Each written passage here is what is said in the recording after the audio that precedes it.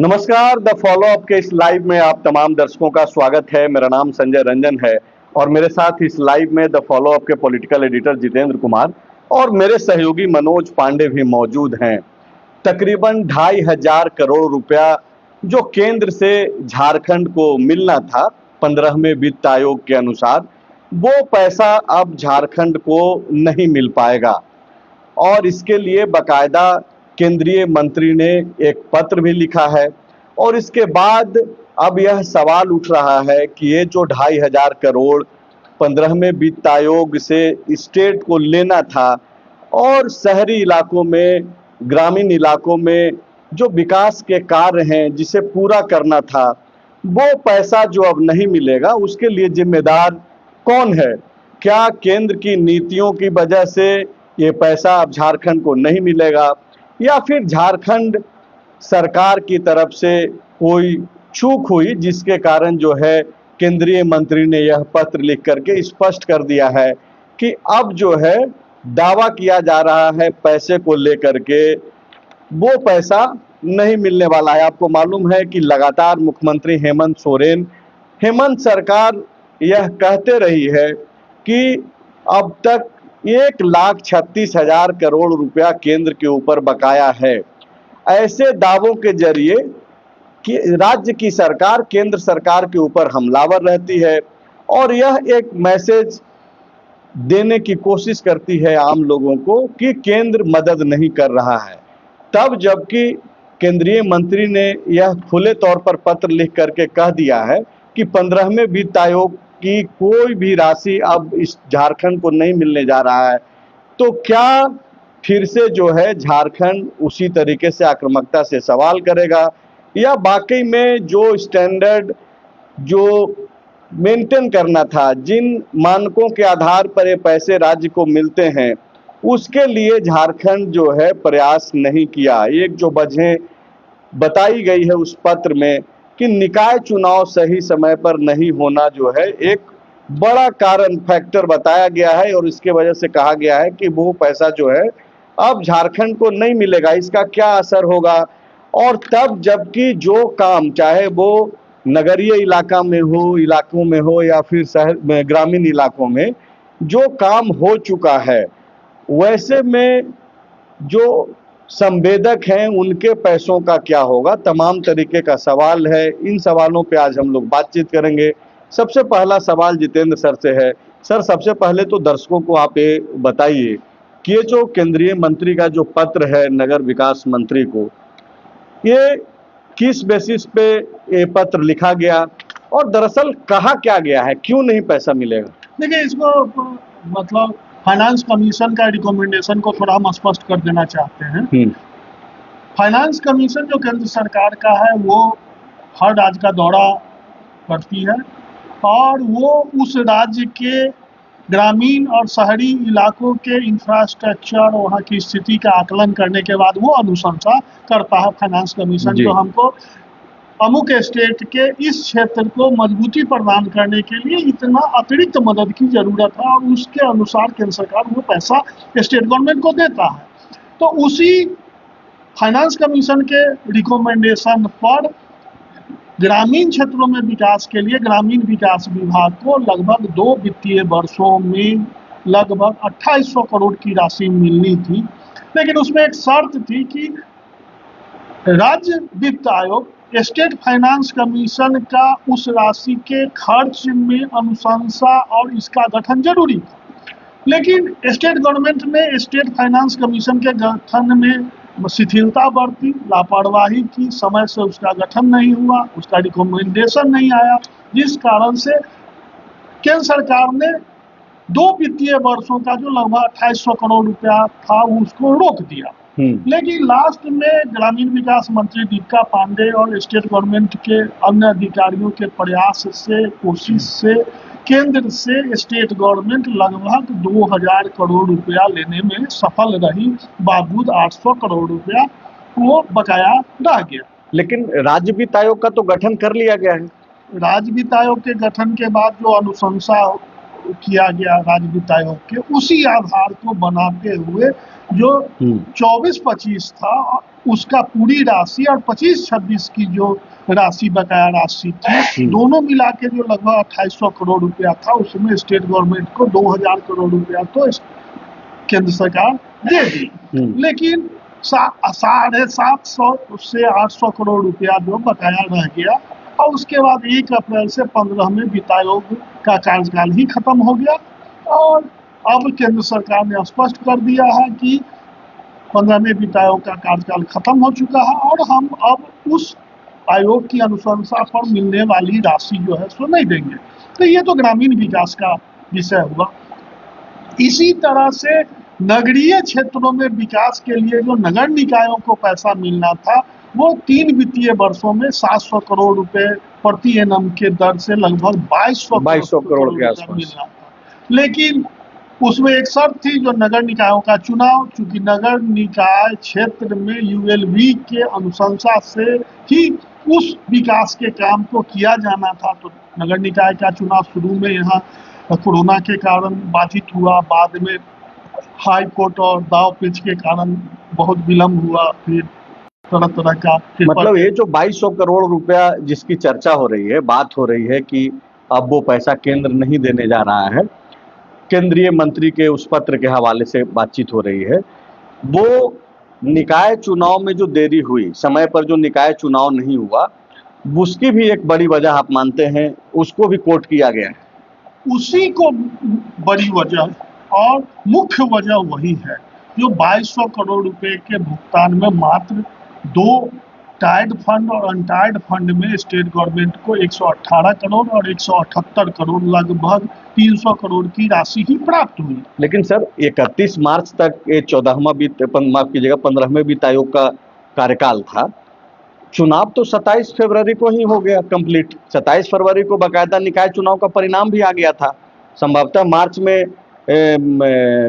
मंत्री के द्वारा जो है केंद्रीय मंत्री को पत्र भी लिख करके बता दिया गया था। देखिए, यहाँ पर थोड़ा विषय आता है, जो झारखंड में गैर भाजपा शासित राज्य है, केंद्र में भाजपा की सरकार है, तो यहाँ दाव पेच चलता है। केंद्र सरकार गैर भाजपा शासित राज्यों पर उसका नजरिया थोड़ा टेढ़ा रहता ही है, और हर राज्य आरोप भी लगाता है केंद्र पर, जो वो सौतेला व्यवहार कर रहा है मेरे साथ। आप देखते होंगे कि झारखंड में मुख्यमंत्री से लेके हर मंत्री आरोप लगाते रहे हैं कि केंद्र सरकार हमारे साथ सौतेला व्यवहार। अगर थोड़ा पॉजिटिव नजरिया होता है तो 2200 करोड़ में 1200, 1400, 1500 करोड़ तक का भुगतान संभव था, क्योंकि स्टेट गवर्नमेंट केंद्र को बता चुकी थी कि हम नगर निकायों का चुनाव करा लिए हैं। लेकिन केंद्र अब लास्ट आवर में हुआ है, अब केंद्र उसको मतलब स्वीकार नहीं किया, और ये राजनीतिक दाव पेच इसमें चलता है।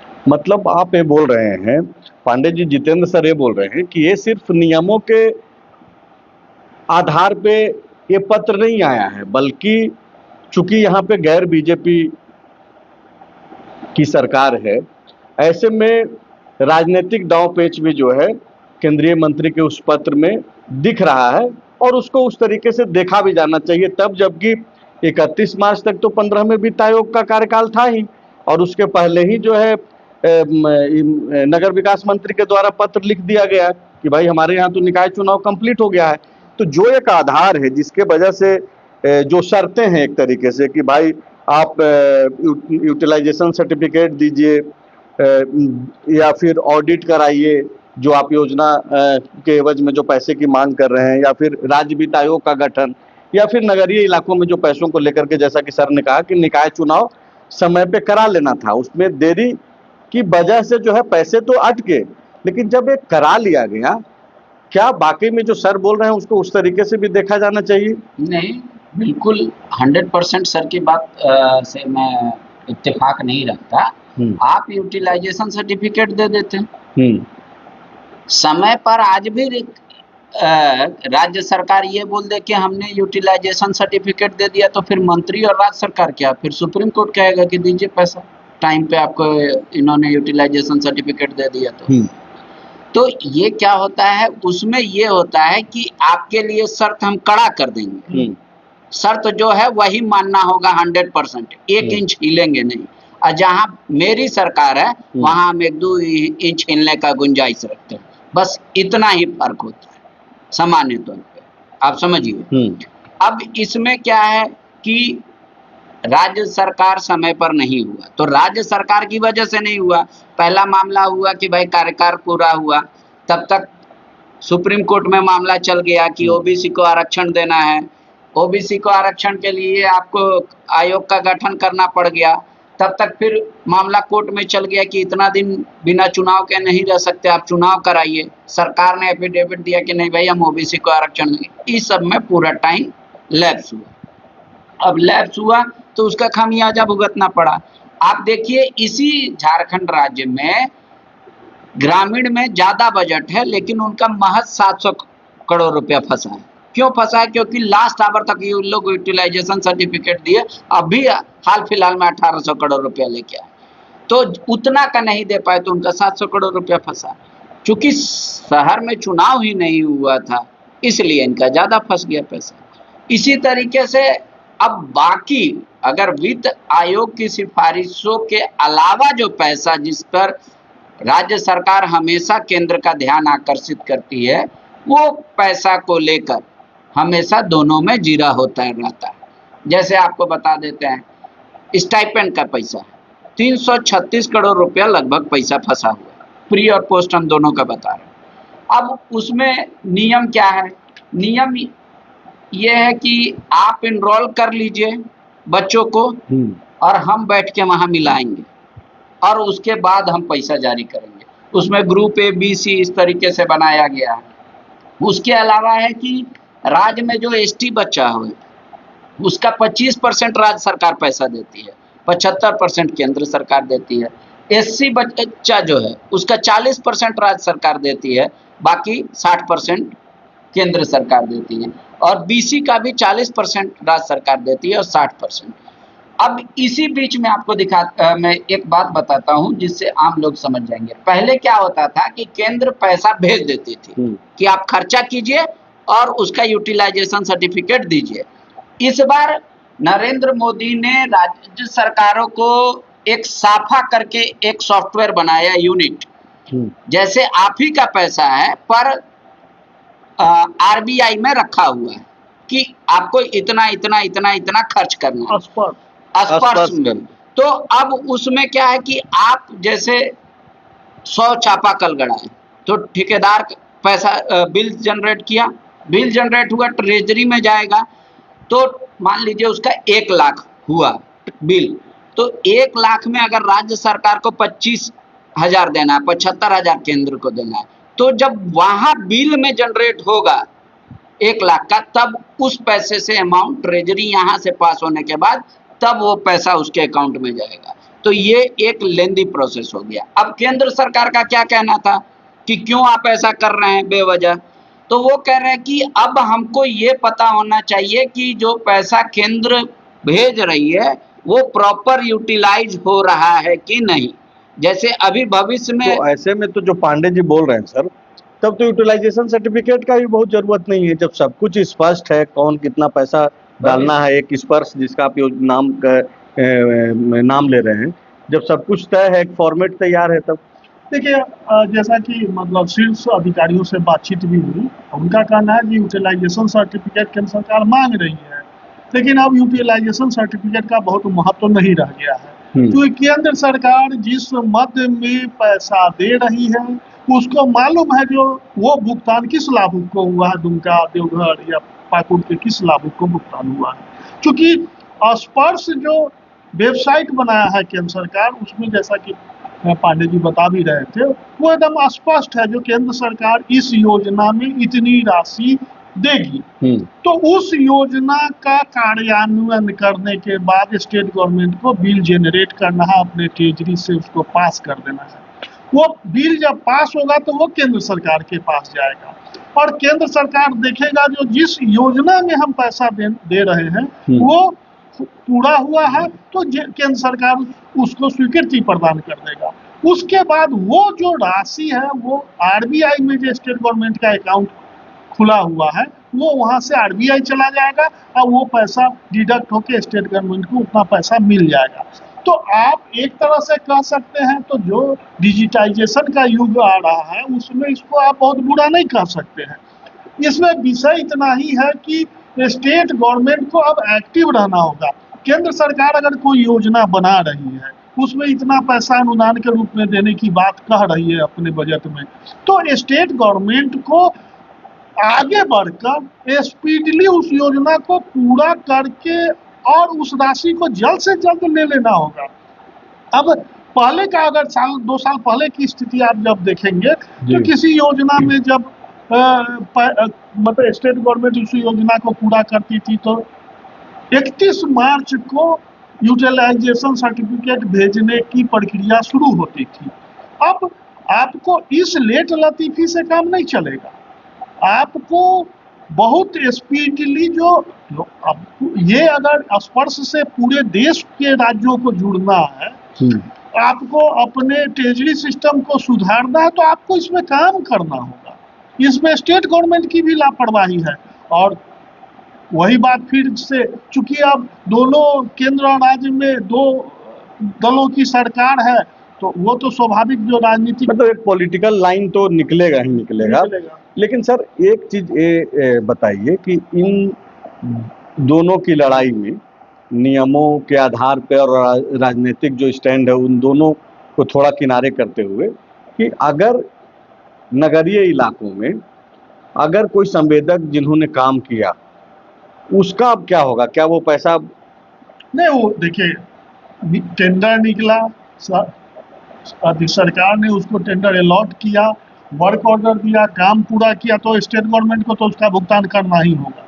और वो भुगतान को स्टेट गवर्नमेंट को अपने चेस्ट से करना होगा। जो उस योजना में केंद्र से सहायता स्टेट गवर्नमेंट को मिलती, उस सहायता राशि से वंचित स्टेट गवर्नमेंट होगी, लेकिन संवेदक को तो उसका भुगतान करना होगा। अगर नियम तो उसका टेंडर हुआ है और प्रॉपर वर्क खत्म हुआ है, तो ऐसे में तो फिर स्टेट को ही नुकसान उठाना पड़ेगा। स्टेट को क्या, अभी सारे ठेकेदार से बात कीजिए, वो लोग भी रो रहे होंगे और आगे भी रोएंगे, क्योंकि इतना फटाफट हम लोग जितना बोल दे रहे हैं, इतना फटाफट सरकार डिसीजन नहीं लेती। जैसे अब पैसा नहीं आना है तो सरकार का डिसीजन लेना होगा कि भैया हम जो काम करा लिए हम यहाँ के ठेकेदारों को अपना पैसा दे देंगे, अब चिंता नहीं करना है। तो अपना पैसा दे देंगे तो यहाँ की राज्य सरकार सोचेगी कि अपना पैसा और कहाँ से लाए तब इनका भुगतान करें। ये तो गैप हो गया ना 2500 करोड़ का, ये गैप कौन करेगा?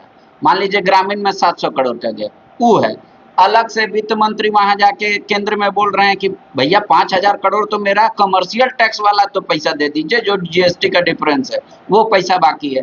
पेयजल विभाग के मंत्री जाते हैं, बोलते हैं 6000 करोड़ रुपया मेरा दे दीजिए, हम हर जल नल योजना कर ही नहीं पा रहे हैं। अब वहां उनको तर्क दिया जाता है कि लैंड एक्विजिशन आप टाइम पे नहीं किए, पाइप नहीं बिछाए, काम पूरा नहीं हुआ, पैसा नहीं देंगे। तो पहले मुर्गी पहले अंडा, इसी टाइप का खेल हो गया है। मतलब पूरा का पूरा देखा जाए तो राजनीतिक लाइन खींची जा रही है इन सब चीजों के जरिए। हाँ, ये राजनीतिक लाइन, चूंकि दोनों ओर जो सवाल करता है वो आम आदमी है। अगर यही टेक्निकली राज्य सरकार सही रहती तो ये पैसा केंद्र सरकार के खिलाफ कोर्ट में लड़के ले आ सकते थे। देखिए सिर्फ राजनीतिक लाइन नहीं है, और अगर राजनीतिक सिर्फ नहीं, लेकिन एक चीजें तो दिखाई पड़ रही ना। अब जैसे पांडे जी कोर्ट सिर्फ 15वें वित्त आयोग की राशि की बात नहीं कर रहे हैं, वो बोल रहे हैं कि पेयजल का भी मसला देख लीजिए, छात्रवृत्ति का भी देख लीजिए। मुख्यमंत्री हेमंत सोरेन खुद 1,36,000 करोड़ का जो बकाया राशि की जो बातचीत कहते रहे हैं, पत्र भी लिखा है बाकायदा उन्होंने कई मौकों पे प्रधानमंत्री को। तो ये तो लग रहा है ना कि एक टकराव पैदा करने की कोशिश की जा रही है। देखिए जो पॉलिटिशियन है वो पॉलिटिक्स करता है, केंद्र हो तो केंद्र करता है और स्टेट है तो स्टेट करता है, लेकिन इसमें दोनों को सुधरना होगा सीधा। केंद्र को थोड़ा, स्टेट गवर्नमेंट मेरा छोटा भाई है या जो भी कहिए, मतलब तो उस नजरिए से केंद्र को भी देखना होगा। स्टेट गवर्नमेंट को भी अपनी मशीनरी को सुधारना ही पड़ेगा। अब आप पॉलिटिक्स की बात करते हैं तो स्टेट गवर्नमेंट भी पॉलिटिक्स कर रही है। जब छात्रवृत्ति की राशि केंद्र सरकार नहीं दी तो स्टेट गवर्नमेंट अपने चेस्ट से भुगतान किया ना, बिल्कुल, सदन में बकायदा मंत्री का बयान था कि हम देंगे, स्टेट कोई रास्ता निकालेगी। उसी तरह से जो नगर निकायों में जो बात हो रही है, जो टेंडर ठेकेदारों ने काम कर दिया, तो उसका भुगतान क्यों नहीं? क्योंकि वोट बैंक नहीं, छात्रों का छात्रवृत्ति की राशि नहीं हो भुगतान होगा, छात्र उग्र होंगे, उसका प्रभाव पड़ेगा। और ठेकेदार जो गिने चुने ठेकेदार हैं 150 नहीं, लेकिन इसको है सिर्फ वोट बैंक के दृष्टिकोण से नहीं सर, प्राथमिकता भी तो देखना होगा ना। सरकार की प्राथमिकताएं क्या है? छात्रों की पढ़ाई तो सबसे पहले जरूरी है, और जो छात्रवृत्ति लेके जो बच्चे पढ़ रहे हैं वो बहुत नीडी हैं, तो उन प्राथमिकता में अगर वो बच्चे हैं सरकार की तो अच्छी बात है। नहीं, छात्रवृत्ति का भुगतान होना ही चाहिए। और कई छात्र हमको मिले हैं, उनका तो यहाँ तक कहना है कि जैसे वो बीएड कर रहे थे, बीएड का उनका कोर्स भी पूरा हो गया और पैसा नहीं मिला, वो भुगतान के हम बिल्कुल पक्षधर हैं। लेकिन हमारा कहना है जो वो भुगतान हो रहा है, तो जो ठेकेदार अगर काम समय पर नियम अनुसार, उसका भी सरकार उसी कमिटमेंट के साथ भुगतान कराए। नहीं, तो ऐसा है कि अमाउंट छोटा है। मान लीजिए हमको कोई बोला कि 10 किलो चावल लाइए, 1 पैकेट नमक लाइए, सरकार को लगा 1 पैकेट नमक हटा दो, 28 करोड़ में छात्रवृत्ति अभी तक जितना हुआ है सरकार अपना चेक से दिए। यहाँ 2500 करोड़ है और 700 करोड़ है, तो सरकार उपाय तो निकालेगी, नहीं तो ठेकेदार कोर्ट चले जाएंगे। पर अब ये अतिरिक्त बोझ है कि इसका पैसा का हिसाब कहाँ से लगेगा, कि कहाँ से आएगा पैसा, ये सबसे बड़ा बात है। जैसे एक तरीका सरकार ने निकाला है संभवतः, पीएल अकाउंट में पड़े हुए पैसे को वापस मंगा लिया गया है ताकि अपने चेस्ट में पैसा दिखे। अब जितना वहां काम हुआ होगा उसके अनुसार उनका वो लोग विभाग देगा कि हम इतना काम कर लिए, इतना देना है। तब अब सरकार क्या कहेगी कि अनुपूरक बजट में लेके आइए, तब हम देंगे। तो इतना दिन का समय मिल जाएगा, तो सरकार कुछ पैसा इनको दे देगी, कुछ पैसा उनको, तब तक फिर आ जाएगा ये ऐसी, तब फिर ऐसे करके कर सकती है। मतलब इंस्टॉलमेंट वाइज टाइप में जो सरकार का ऑलरेडी पैसा पीएल अकाउंट में है वो आ जाएगा, तो सरकार के पास एक लगेगा कि हाँ पैसा है। मतलब तो चलिए, एक तरीके से अगर मतलब देखा जाए तो असहयोग आंदोलन जैसा जो है एक तस्वीर आपको दिखाई पड़ेगी कि एक जो डबल इंजन की बातचीत होती है कि केंद्र में भी अपनी सरकार और स्टेट में भी अपनी सरकार, तो वो तस्वीर झारखंड में नहीं है। यहाँ डबल इंजन की सरकार नहीं है, और यही वजह है कि जो सत्ताधारी दल हैं, चाहे खुद सरकार ही क्यों न हो, इस तरीके का आरोप केंद्र के ऊपर लगाते रही है कि वहाँ से जो मदद मिलना चाहिए था, जो व्यवस्था मिलना चाहिए, वो केंद्र नहीं कर रहा है। और तब जबकि केंद्र के केंद्रीय मंत्री ने एक स्पष्ट तौर पे एक जब पत्र लिख दिया और यह कह दिया कि 15वां वित्त आयोग का जो राशि बचा हुआ है वो अब भुगतान नहीं होगा, तो ऐसे में जाहिर सी बात है कि बातचीत तो होगी ही, बातचीत के साथ साथ राजनीति भी होगी, जो हो भी रही है। तो अब तक आप इस लाइव में बने रहे, इसके लिए आप तमाम दर्शकों का शुक्रिया।